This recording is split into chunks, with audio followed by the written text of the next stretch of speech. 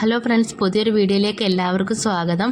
നമ്മളിന്ന് വിചിത്ര സിൽക്സിലാണ് dress design ചെയ്യുന്നത്. അപ്പോൾ അതിനുവേണ്ടി നമ്മളൊരു 3 മീറ്റർ ഡ്രസ്സാണ് എടുത്തേക്കുന്നത്. അതിനുശേഷം നമ്മൾ ഈ നെക്കൊക്കെ മാർക്ക് ചെയ്തതിന് ശേഷം ഡിസൈൻ ചെയ്യുക. പിൻട്രസ്റ്റിനകത്തു നിന്നൊക്കെ ഡിസൈൻസുകൾ എടുക്കാൻ പറ്റും. നമുക്കത് പ്രിൻ്റ് എടുത്ത് ചെയ്താൽ മതി. പിന്നെ നമ്മളിതിൽ പ്രോ സർക്കിൾ വാങ്ങിക്കുകയാണെന്നുണ്ടെങ്കിൽ നമുക്ക് റൗണ്ടൊക്കെ ചെയ്യാൻ വളരെയധികം എളുപ്പമാണ്. പിന്നെ ഞാനൊരു ചോക്ക് വെച്ചാണ് ഇപ്പം വരച്ചേക്കുന്നത്. അതെനിക്ക് അത്ര അങ്ങോട്ട് തെളിച്ചം കിട്ടാത്തതുകൊണ്ട് ഞാൻ പിന്നെ നമ്മുടെ സാധാ ചോക്ക് കൊണ്ട് തന്നെ ഡിസൈൻ വരച്ചിട്ടുണ്ട്. അതിനുശേഷം നമ്മളിതിൽ റിങ്ങിൽ വെക്കുക.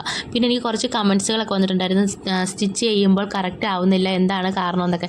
ഞാൻ എൻ്റെ എല്ലാ വീഡിയോസിലും പറയുന്നുണ്ട്, നമ്മളിത് എംബ്രോയ്ഡറി ചെയ്യുന്ന സമയത്ത് നമ്മൾ ഫസ്റ്റ് ചെയ്യേണ്ടതെന്ന് വെച്ചാൽ നമ്മൾ റിങ് നല്ലതുപോലെ ടൈറ്റ് ചെയ്ത് വെക്കണം. നമ്മൾ നല്ലതുപോലെ ടൈറ്റ് ചെയ്തതിന് ശേഷം റിങ് നമ്മൾ സ്റ്റിച്ച് ചെയ്യാൻ തുടങ്ങാവുള്ളൂ. പിന്നെ രണ്ടാമത്തെ കാര്യം എന്ന് പറഞ്ഞാൽ നമ്മൾ ഇതിൻ്റെ അടിയിൽ ഒരു ഒരു പേപ്പർ വെക്കണം.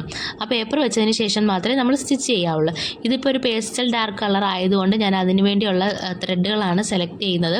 2 ടൈപ്പ് ത്രെഡാണ് ഞാൻ എടുക്കുന്നത്. ഒന്ന് സ്റ്റെമ്മ്, ലീഫ്, ഫ്ലവറിന് വേണ്ടി. അപ്പം 2 സൈസേ ഞാൻ എടുക്കുന്നുള്ളൂ. സ്റ്റെമ്മിനും ലീഫിനും ഒരു കളർ മതി, ഫ്ലവറിന് നമ്മൾ വേറെ ഒരു കളറായിട്ടാണ്, അങ്ങനെയാണ് എടുത്തേക്കുന്നത്. നമ്മൾ റിങ് ഇടുമ്പോൾ നല്ലതുപോലെ ടൈറ്റ് ചെയ്തിട്ടില്ലെന്നുണ്ടെങ്കിൽ നൂല് കറക്റ്റ് ആകാൻ വളരെയധികം ചാൻസ് കുറവാണ്. അതുകൊണ്ടാണ് റിങ് നല്ലതുപോലെ കറക്റ്റാക്കി ഇടുക.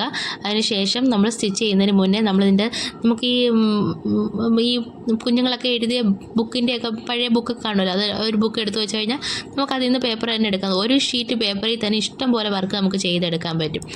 അതിനുശേഷം നമ്മൾ സ്റ്റിച്ച് ചെയ്യാവുള്ളൂ, അല്ലാതെ നമ്മൾ സ്റ്റിച്ച് ചെയ്യരുത്. പിന്നെ അതിന് മുമ്പത്തെ വീഡിയോസിലെല്ലാം ഞാനിതിൻ്റെ അഡ്ജസ്റ്റ് ചെയ്യുന്ന രീതിയൊക്കെ കാണിച്ചു തരുന്നുണ്ട്. എംബ്രോയ്ഡറി ചെയ്യുമ്പോൾ നമ്മൾ ഏത് രീതിയിലാണ് അതിൻ്റെ ലെങ്തും സെലക്ടറും ഒക്കെ ഇടേണ്ടത് ഏത് രീതിയിലാണെന്നുള്ളത് നമ്മൾ കാണിച്ചു തന്നിട്ടുണ്ട്. അപ്പോൾ വീഡിയോസൊക്കെ ഒന്ന് നോക്കിയാൽ മതി.